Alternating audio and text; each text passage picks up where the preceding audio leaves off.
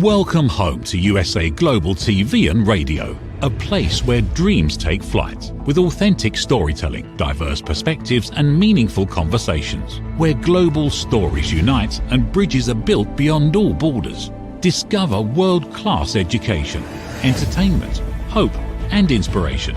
Together, we're building bridges worldwide. Subscribe to our channel, USA Global TV. Download our app, USA Global TV. Be our guest or join our team. Visit usaglobaltv.com. Thanks to our founder and executive producer, Dr. Jacalyn Kerbeck. Music score by Yeffy Tang from Cloud Road Music. Voiceover artist Mike Porter. Creative direction by Paul Garcia. USA Global TV and Radio. Your home for global connection. All rights reserved. This video and its contents are the exclusive property of USA Global TV and Radio. Unauthorized use, duplication or redistribution in any form is strictly prohibited.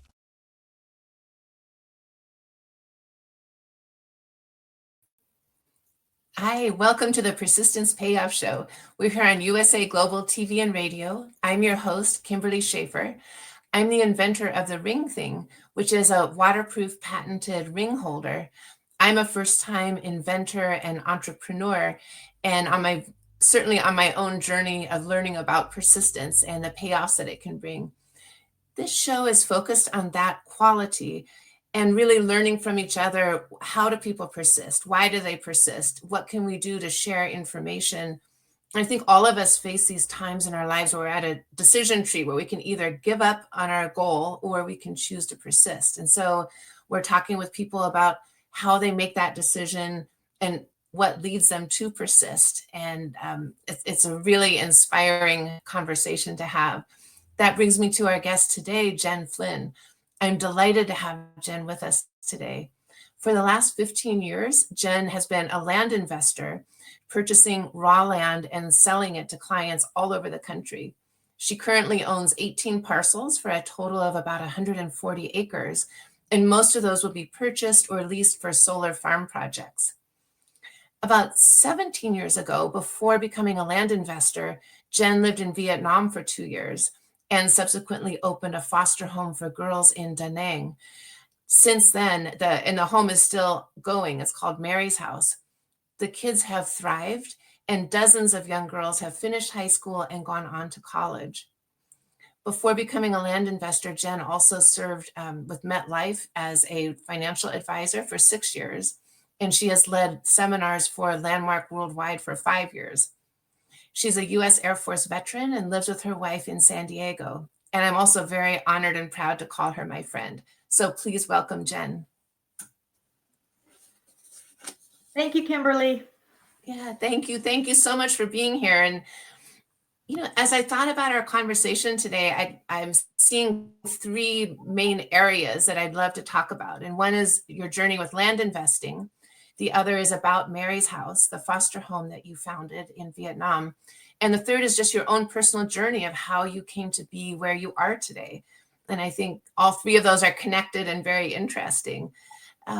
So before we start, could you just give us a snapshot of where you are right now with your land investing business and also with your foster home? Sure, I'd be happy to. My land investing business, as you say, got started in 2009 with myself investing.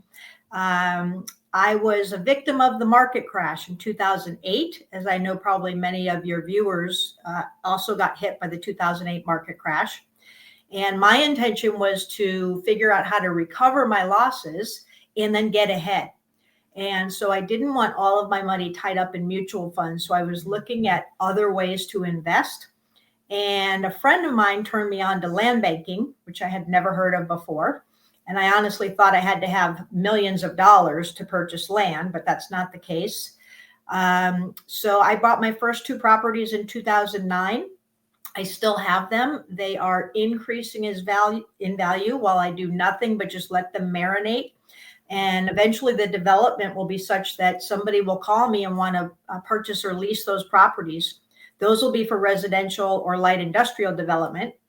And then what I've been purchasing most recently is land close to solar farms. So the land business is actually booming. I had my best year in 2024.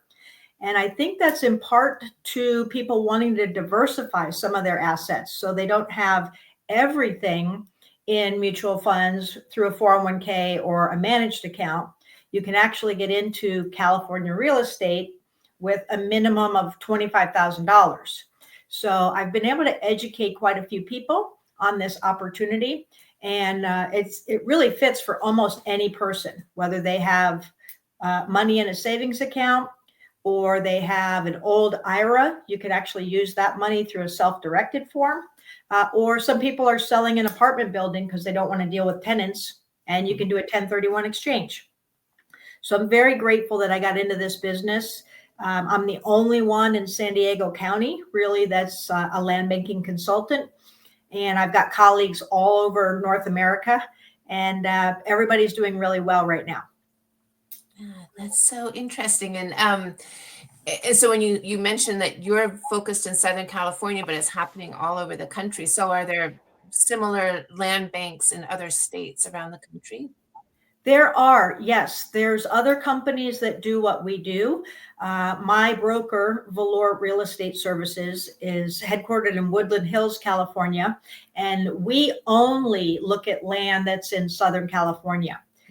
Partly because Valor's been, doing this for 45 years, just between California City and southern part of LA. So they're really experts in what they do. And it takes something to be able to research property, make sure it'll be sellable again in the future, make sure there's no barriers to development, things like that. So we've been asked to look at areas like Texas and Arizona, but that's not our model. We keep it right in our backyard here. Mm-hmm. Oh, interesting. But it could be available to anyone through in any state could purchase it here in California. That's right. I actually have clients in Japan and Canada as well. So almost anybody in the world can invest in America. It's really a great opportunity for people. Wow. And I've got clients I've never met. I've got a couple clients in Hawaii that found out about me through referral sources. They've purchased land. I've had clients in Massachusetts and Florida that I haven't met, also referral-based business. But they really understand, California is the fifth largest economy in the world. So it's not a bad idea to invest in that sort of opportunity. Yeah. Oh my gosh. Well, and I would imagine it'd be tempting to go to Hawaii and meet those clients. I'd love to write that out as a business trip. In fact, I've been trying to figure out how to do that. I'm sure. And then thank you for that. And can you give us a snapshot also of how things are going with Mary's house in Da Nang? Yes. And fortunately, I just returned about a week ago from a 3-week trip. I was in Vietnam for 2 weeks, and specifically in a little town outside of Da Nang called Hoi An. I was able to see the girls multiple days in the weeks that I was there. And they're just a ball of light and fun and joy and love. And I get so much out of visits there. People thank me for what my wife and I do by fundraising for Mary's House. But I tell them we get 100% of love back in return. So right now we have 15 girls in Mary's House between the age of 6 and 13. All those girls are in school, age-appropriate schools for them. They all get tutoring after school. We do the fundraising to make sure that they have all the food they need, the uniforms, some pocket money, medical care, the staff that takes care of them. So they're doing really, really well. And on this trip, I was able to have a coffee meeting with 9 of the graduates from Mary's House. And that was really great to see them. They finished college, they have a job. Some of them didn't go to college, but they're working. One gentleman now is married with twins and he's got a car. So it's really heartwarming to see how well these kids do when they're given some love and support. Yeah. Wow. What a fantastic thing that you're doing, that you've done and are doing. And I find it interesting that both the land banking and Mary's House help other people. So you're really dedicated to helping other people, which is really, we can use as much of that in the world right now as we can get. That's right. I have to give my mom credit because my mom's been a volunteer as long as I can remember, even when she was still working. She's retired now, but she's probably been volunteering for the Red Cross in Connecticut for about 25 or 26 years. So I think I have part of my mom's DNA. Yes, yes. Wow, that's a great family legacy. Yes, thanks. So I'd love to hear just about your journey to where you are now, and and going back to, I believe that you joined the Air Force when you were pretty young, and I'm wondering if you Yes. can tell us about that. How did you decide to go into the Air Force, and what was that process like for you? Sure. I was growing up in Connecticut with a younger brother and my parents. And I got into school in kindergarten, I think at the age of 4. So I was graduating high school at 17. And frankly, I didn't really have a great time in high school. I didn't realize that I was a lesbian until some years later. So I think that had something to do with me being just not like comfortable in my own skin during high school. And I had to study a lot to get decent grades. So for me, I was thinking, wow, 4 more years of this in college just doesn't turn me on. And about that time, we had a recruiter come in. Probably happens all the time in high schools, and they spoke about the Army, Marine Corps, Air Force, etc. And I was an athlete. I had played soccer by then for about 8 years, very fit. And the armed services appealed to me. My dad was a Marine. I always, loved to watch Army military movies and things like that. So I went and interviewed with the Air Force because I thought that would be the best service to fit my, personality, and I could be mobile. I didn't want to be on a ship for months at a time. And I was fortunate enough in my junior and senior year, because I was taking Italian lessons. We went to Italy those 2 years on a spring trip. And that really was a huge impact on me, just to see a whole nother country outside of my little West Hartford, Connecticut world. So I knew I wanted to travel. And I figured if I joined the Air Force, that would be probably the best way that I could do that and not have to pay for it myself. So I took the exam. I scored really well on the exam. I graduated high school in June, and I was in Lackland Air Force Base in Texas for July and August. And it was a little brutal. It was a awakening, but I look back on it now. It was the best thing I could have ever done. It had me grow up quickly, become really independent, work well with a team and others. I've had a great respect for authority since the age of 17. Even before that, I had a great upbringing with my parents, but I really understood the chain of command and things like that, which helped me 4 years later when I got out of the Air Force and started to work in the business world. Yeah.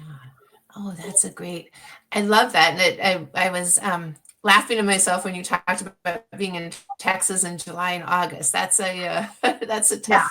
Yeah, that was brutal. And then I went to introduction. Biloxi, Mississippi for computer school. I think that was like another 9 weeks. And this is in 1984. So when I say computer school, we had magnetic tape that you'd slap up on the wall and spin the wheel and do that.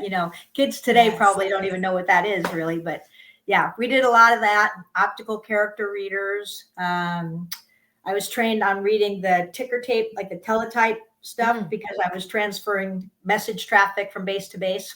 So I did get to travel. My first duty station was in Tampa, Florida, which was great, but I kept putting orders in to get out of the country. And a year after I was in the service, I was able to go to Germany. So I spent my last 2 years with NATO in Germany, working outside of Ramstein Air Force Base. Wow. Oh my gosh. That's a great, what a great launching pad, to get to go and do those things. And yeah, it was really great. Yeah. So you also went into financial advising, and was that after your work with NATO, or how did you transition into that? Yeah, so I've had several jobs for long periods of time in my life. I'm 58 years old now. After the Air Force, I was in the graphic design business for a while. I started at the bottom and was working on computers, similar to what I did in the Air Force. So it was early, easy transition. But then I worked my way up into management and worked for different companies. My last graphics design job, if you will, was the senior director of operations for a trading card company called Upper Deck. And we produce trading cards right here in Carlsbad, California. And it was really an interesting job. I was able to manage photographers, artists, graphic designers. At one point, I oversaw the entire printing room. And that was really an opportunity for me to grow as a business person and learn how to manage multiple people and multiple departments at the same time. I did that up until about 2000, about 2000, 2001, and then I got laid off. And I was working about 70 hours a week at that time, on salary, of course. So when I got laid off, I was concerned about my financial planning that I had started. So I went to see my financial planner who worked for MetLife. And I said, how is this going to impact, my long-term plans? And he says, well, you can move a little money around. He's like, take some time, take a breath, take a few months off, look for jobs. And he said, you know what, if you don't find anything that is of interest to you, MetLife is always hiring people in the sales department. And I thought, I don't know anything about, MetLife, insurance, investments, etc. He says, no, you take classes, we train you, you have a mentor, the whole thing. And what he said that was critical to me is you'll be in charge of your own schedule and your own income. And that's what had me right there, because with Upper Deck, I was not in charge of my own schedule at the very least, working 70 hours a week. So I tried my hand at being a financial planner for MetLife. I got my Series 7 and 66 licenses. I got my life insurance license, and they trained me to do financial plans for people.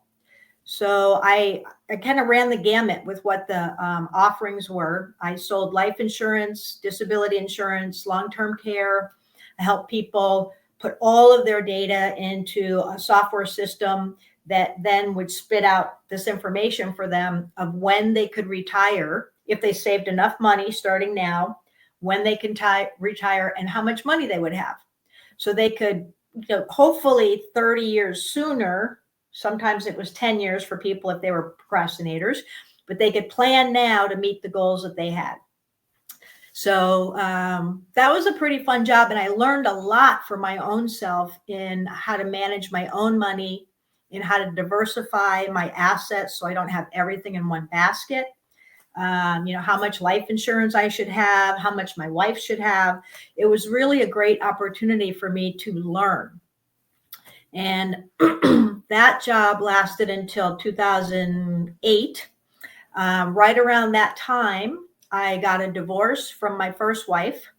And so I left the financial planning business, and it was fortuitous from a timing perspective because the next half of the year was when the market crashed with all the mortgage loans and things like that. So I fortunately didn't have to deal with that as an employee, but I did get impacted as an investor.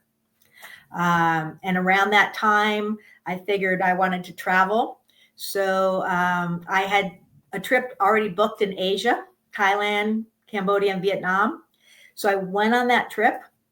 I actually took my dad with me for 6 weeks. We included Australia and New Zealand. But how Vietnam happened, it was just part of this trip that we did. And I felt an inexplicable connection to Vietnam, to the people, the country, the culture, the food was absolutely amazing for me. So after the trip, I came home and I didn't have a job. I had left MetLife. I didn't have a partner. I was totally single. We had sold our house, so I had some money in the bank. And I thought I had always wanted to do something like a Peace Corps opportunity.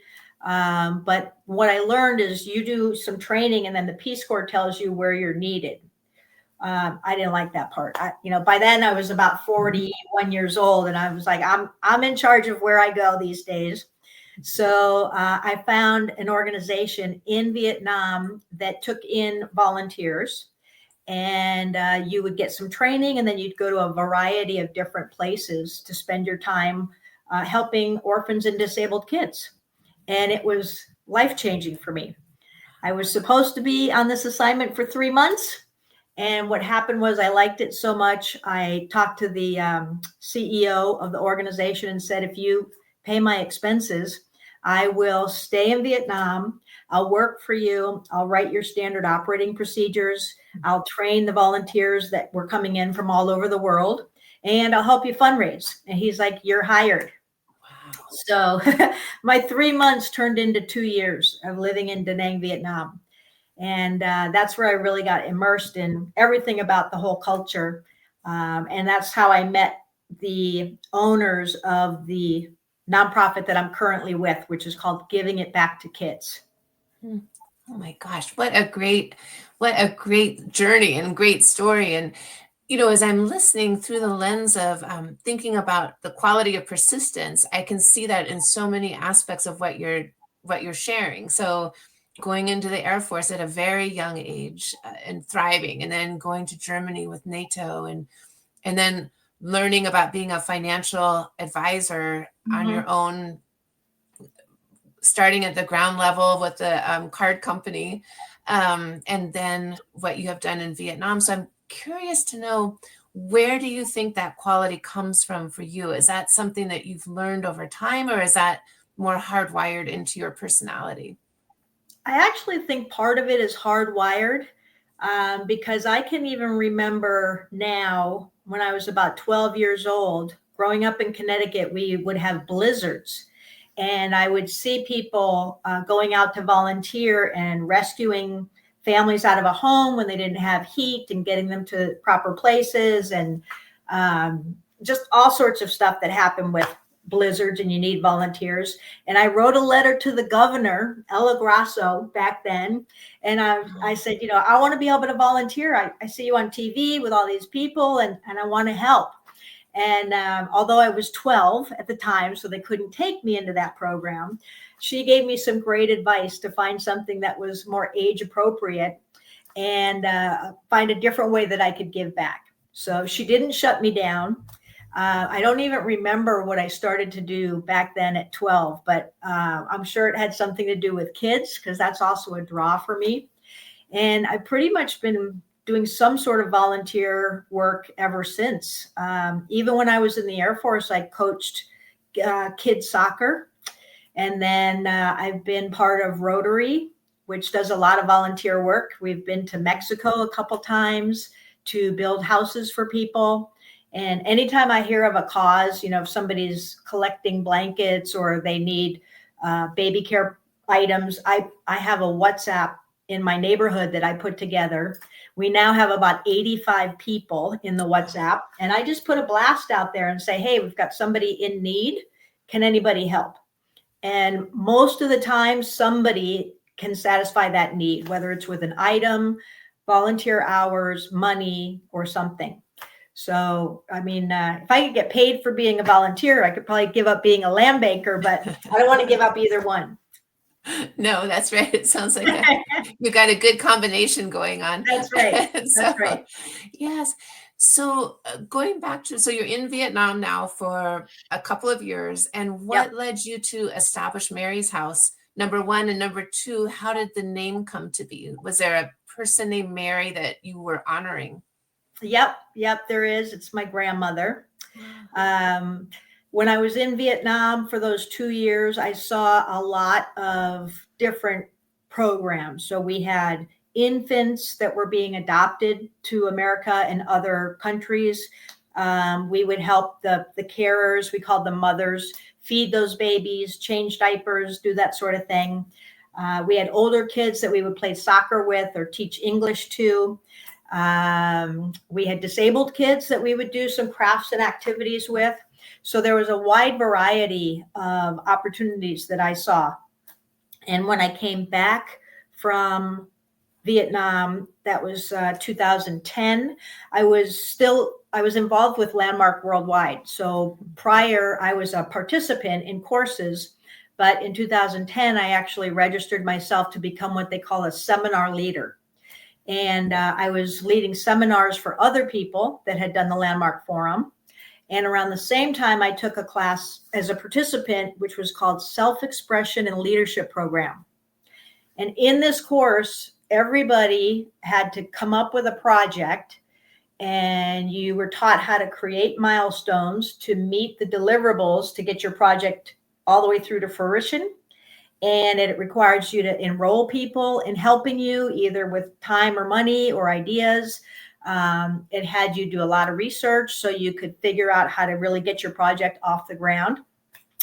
And it could be a little project like gathering blankets for the homeless people, or one of my colleagues had singers go into nursing home facilities and sing during the Christmas holiday. So anything like that would be great. And what I decided to do was open a foster home in Vietnam because I really wanted to stay connected to the people in Da Nang. I did not want to do this on my own, however, because I knew about the red tape in Vietnam. I knew about, a little bit about starting a nonprofit and what that entails. And, you have to have a board and you have to pay certain fees and you have to have relationships with different government agencies in order to operate in a particular town.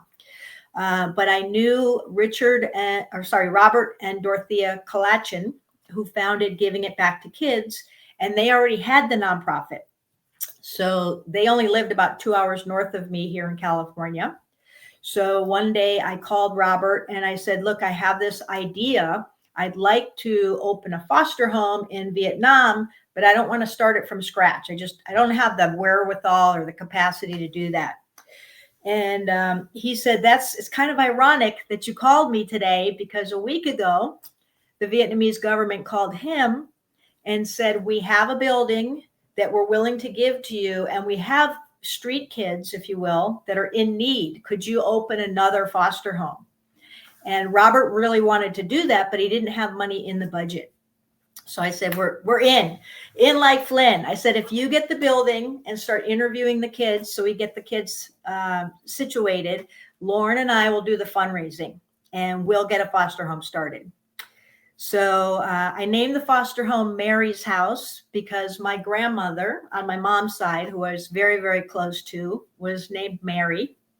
And she inspired me to travel. She would take me on the bus and we would go from Connecticut to Pennsylvania, or we'd go to New York City.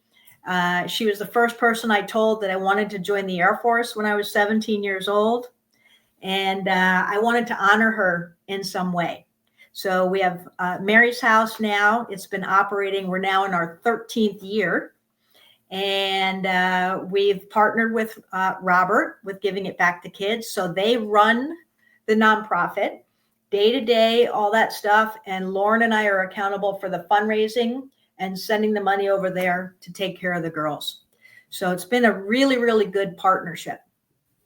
Yeah. Oh my gosh. You talk about divine timing or whatever you want to call it. Like the fact that you would call him just as he's getting this call from the government. That's that was meant to be. It was meant to be. Yes, absolutely. So while you're doing that, did that sort of overlap with when you got involved with land investing? Let's see that. So I started land investing. I bought my first 2 properties in 2009 while I was living in Vietnam. I actually happened to be in the States on vacation, and that's when my friend introduced me to the whole concept. So I had purchased 2 properties. I was looking to buy a rental property in California, but I didn't want to manage that from Vietnam. I thought that would be an absolute nightmare. So I was able to invest in California property as a land banker. Then when I came back from Vietnam, there was a retired Air Force colonel who took me on a tour to see the 2 properties that I had invested in. And they were both in Lancaster, California. And, when you get a tour from a retired colonel of the U.S. Air Force and you spent 4 years in the Air Force, you kind of listen to what the man has to say. And I figured if this was good enough for him, it's good enough for me.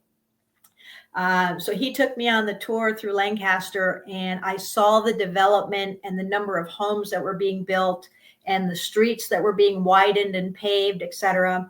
And I thought, wow, this is just a genius business model. So I started working part-time with my friend that introduced me to Valor and land banking. Had no intention at first of getting my real estate license. I thought that would be the biggest headache ever. And then I just started making too much money, frankly, and I couldn't keep it all because I wasn't licensed. So I was only being paid like as an assistant. So finally I gave in. I ordered the books. I did the study. I went and took the test. I passed the real estate license test. And then I was able to make the same commission that my buddy was making. And then I went to the home office of Valor and did my presentation for the owners of the company. And then I got passed on that as well. So then I was able to make even a better commission. So since 2011, I've kind of been at the top of the commission level and doing very well for myself. Yeah, that is fantastic. Well, first of all, congratulations. And again, it's interesting timing that you would have been getting a tour in Lancaster from this retired colonel. And it's just like, I think it's also important for any of us to be open to those signs in our life, right? Like things can happen and we'll say, oh, that's nothing. I don't need to listen to that. But you actually, at multiple steps, listen to each of those messages. Right. And I think that's very powerful. Yeah. And I think that's actually one of the great things that you bring up, Kim, is that listening is one of the skills that I'm continuing to develop, as an adult. Is once you listen to somebody, you can figure out how you can support them, whether they need a land parcel or whether they want to open their own nonprofit or whether they need a plumber. I listen for things like this and I'm like, oh, I know, 3 plumbers because of these issues that we've had with our own house. Why don't I just put the 2 of you together, sort of thing. So I really do like to listen and help people satisfy issues or help educate people. Yeah, that's such a beautiful and powerful quality. Like, again, just to repeat myself from earlier, it's like we need more of that in our world where people are willing to help each other and hear each other and see each other. So I think that's, you're demonstrating that not only in business, but also with Mary's house. And so I think it's a beautiful thing. And congratulations. Thanks. And I'm curious to know, like in your business, if a potential client calls you and says, I'm interested in purchasing a piece of land, does the listening come in and that you're listening for, do you match them based on how much they want to invest? Or do people come in with an idea of like, I only want to invest in something that's going to become a solar farm, not a residential area? Or how do you pair people with land when you work with your clients? That's a really good question. I don't even talk to people about money, like how much they want to invest on an initial consult call. I make sure that they understand what land banking is and that it could be a long-term, like about a 10-year investment in some cases. And I have them tell me what interests them about land. Like, why did they call me in the first place? And most of the time what they'll say is, oh, a friend of mine invested with you and it sounded interesting, so I wanted to hear more. So I'll ask them some questions like that. Do they own any rental property, or do they have diverse investments right now? Any experience with investing? And then I'll tell them a little bit about land investing and that they can start with as little as $25,000. And if they're still interested, then what I do is a 50-minute webinar for them. So they get all the pros and cons about being a land banker, land investor. They know where we purchase land, how we do the research for the land.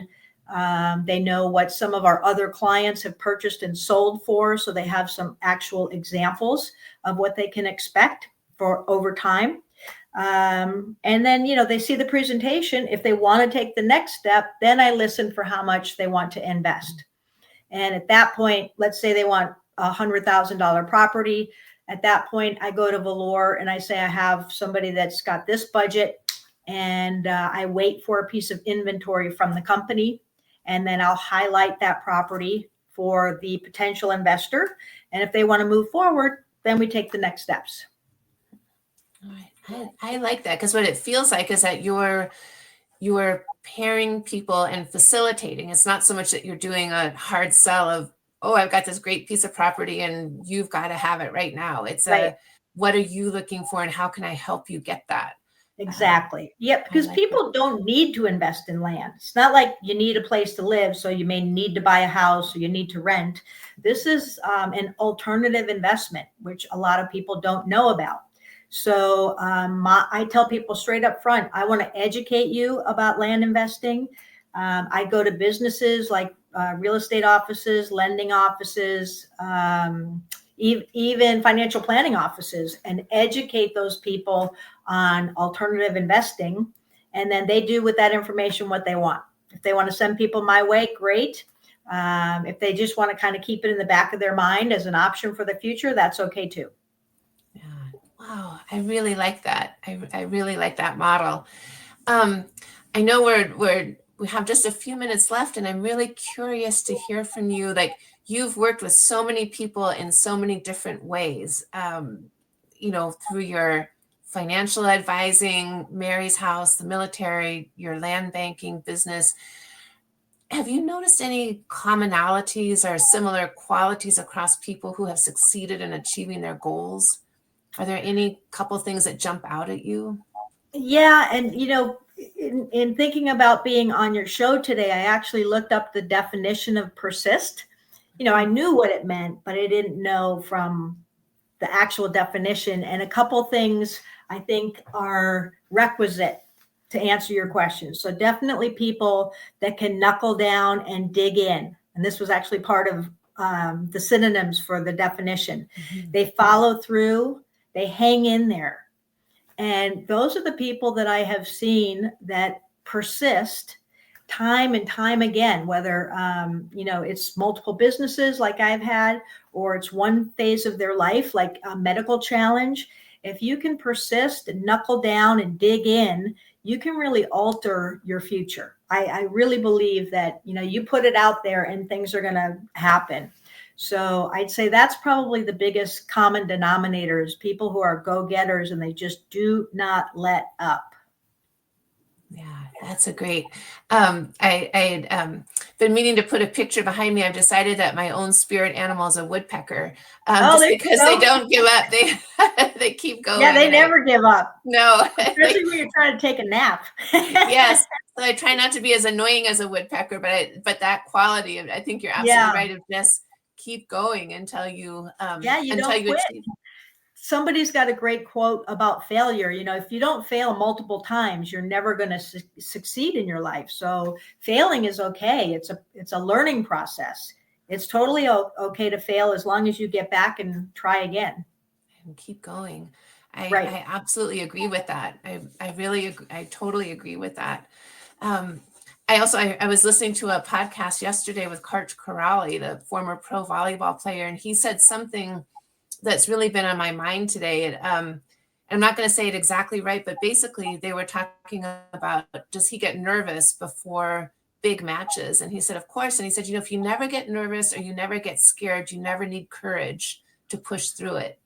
And I was like, that has just stuck with me. I find that really powerful. It's really great advice. Yeah. Yes. Yeah, definitely. You should be a little scared in life, because otherwise the game's not big enough. Mm-mm. No, I totally agree with that. Yes.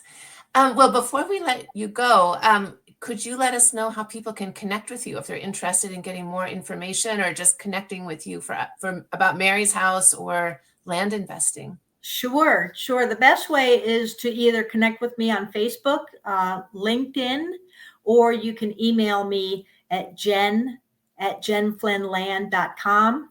I'm very responsive to social media. So if you start a conversation with me there, then we can exchange numbers, and I'll see how I can support you and give you the information that you'd like to have. All right, great. All right, thank you so much. My gosh, this has been so interesting and a fantastic conversation. I really appreciate your being here and your time and sharing your story is really inspiring. Thank you. Thank you. It's been my pleasure. I really appreciate the opportunity to be here today. Yeah, thank you. Thanks. Oh my gosh, I actually have goosebumps from some of the things that we talked about. So that was fantastic. We are here on USA Global TV and Radio every other Tuesday at 12 o'clock p.m. Pacific time live. And then you can watch the show anytime on YouTube on USA Global TV and Radio channel. You can reach me through the Ring Thing. My website is ringthing.com. And my email address is kimberly@ringthing.com. And also the Instagram is @ring_thing. And you can find the Instagram link also on the website. So please feel free to reach out to me. I would welcome that. And, I end every show with a quote about persistence. And it's really interesting to me. I pick the quote and I never really know exactly how the conversation is going to take us or where it's going to take us. And it seems like the quotes always fit really well. And so today, the quote that I had selected is from James Dyson, who said, "There is no such thing as a quantum leap. There is only dogged persistence. And in the end, you make it look like a quantum leap." And I feel like that fits really well with our conversation today with Jen. So I wish you all well. Keep at whatever your dreams or goals are. And I look forward to seeing you in 2 weeks. Thank you.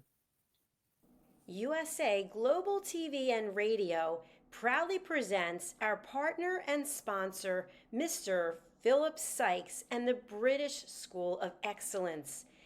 Building confidence, changing lives. And now, proudly presenting the Polished Professional. On a transformative journey with the British School of Excellence's comprehensive suite of masterclasses, crafted to elevate your professional and personal life. 8 outstanding modules will elevate you to the next level. Module 1, Exploring Life's Purpose, delves into the depths of self-discovery, guiding you to chart your unique path to fulfillment and success. Module 2, Mastering Professional Presence and Confidence. This masterclass is a deep dive into the art of self-assurance and commanding presence, which is essential for standing out in today's competitive landscape. Module 3, Learn the secrets of visual impact, how to curate a personal style that amplifies your professional brand. Module 4, Mastering Professional Etiquette and Communication Excellence, navigating the nuances of corporate interaction with grace and tact. Module 5, Elegance in Eloquence. We impart powerful techniques to captivate and persuade any audience with your oratory skills. Module 6, Unlock the potential of your emotional intelligence, EQ, and harness the ability to connect, empathize, and lead with emotional savvy. Module 7, Mastering DISC, building a gateway to understanding behavioral styles, fostering better personal and professional relationships. Module 8, Mastery in Dining Etiquette, building your confidence to perfect the subtleties of dining with finesse, enhancing your social savviness at any table. Step into the Polished Professional program where poise, elegance, and excellence aren't just taught, they're instilled for life. Join us to redefine your potential and polish your professional edge. To learn more, go to thebritishschoolofexcellence.com. The British School of Excellence are investors in people. Let us invest in you. Thank you, viewers and listeners of USA Global TV and Radio, for joining us today. We're honoured to have your time and attention as part of our global community. At USA Global TV and Radio, we believe in the power of authentic conversations, meaningful connections, and creating a world of possibilities together. Want to be part of something bigger? Join our team of elevated listeners at usaglobaltv.com, a space where your voice matters and your ability to listen transforms relationships. Stay connected with us across all our platforms for thought-provoking discussions, expert insights, and empowering stories. Subscribe to our channels at youtube.com/c/USA Global TV. Follow us on social media and explore the endless opportunities we're creating for growth, learning and inspiration. Together, we're not just broadcasting, we're building bridges and changing lives one conversation at a time. For inquiries, contact us at info@usaglobaltv.com. Music by Johnny Dyes. Produced by Executive Producer and Director Dr. Jacalyn Kerbeck. Voiceover by Mike Porter. Creative Direction by Paul Garcia. All rights reserved. Copyright 2025. Visit usaglobaltv.com to view our full terms and conditions.